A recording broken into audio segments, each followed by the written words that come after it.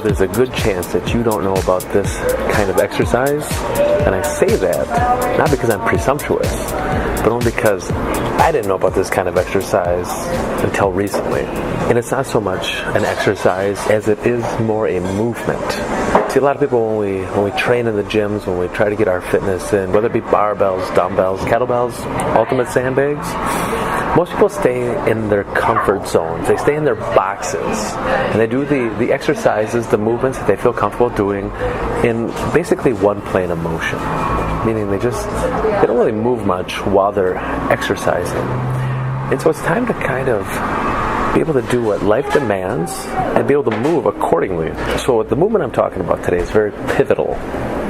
It's a bad pun, but it is. We're going to talk about pivoting, going into a rotational movement. Unfortunately, the one thing I do see a lot of people doing is when they try to do a twisting exercise, they move more from their waist.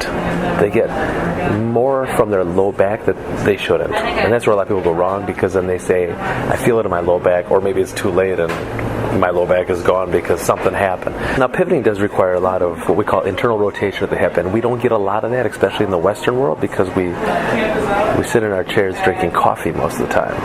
At least I do. So we might have to kind of juice up the hip a little bit before we move into these rotational movements that we're talking about. So something you might want to look at, as simple as it seems, is how is your rolling pattern? Do you have to do extra movements to make that roll happen? Can you roll from your back to your front?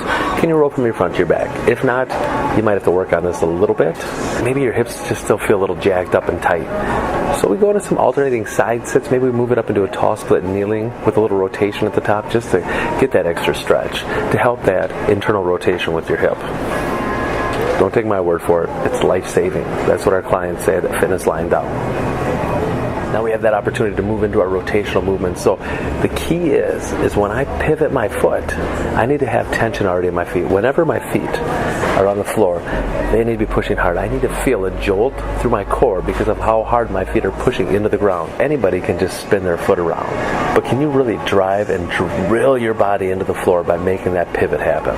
You should feel as that happens, that heel of your pivot foot rises up because the balls of that foot are pushing into the ground, creating more tension, and that's the tension you need. And there's so many ways that we can take that rotation, that pivot, and we can make it work for us in a pulling movement, in a pushing movement, in a hip hinge movement, and in a squatting movement.